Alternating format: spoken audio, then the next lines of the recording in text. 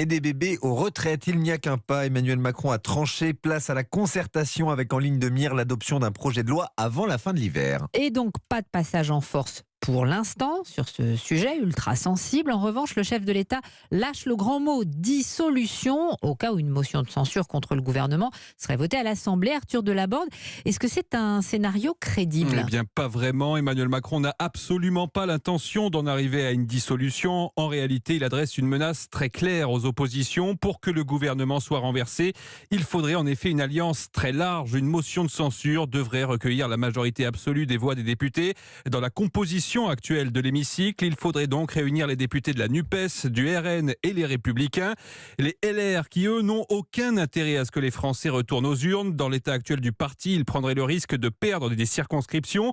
Cette menace d'Emmanuel Macron a donc pour objectif de pousser les Républicains à soutenir sa réforme. Elle vise aussi à ramener le calme dans la majorité, notamment au MoDem de François Bayrou, qui a martelé son hostilité à tout passage en force ces 2 dernières semaines. Or, le parti centriste, lui non plus, pas intérêt à ce que des législatives anticipées soient organisées, alors qu'il n'a jamais autant pesé dans la majorité. Arthur Delaborde.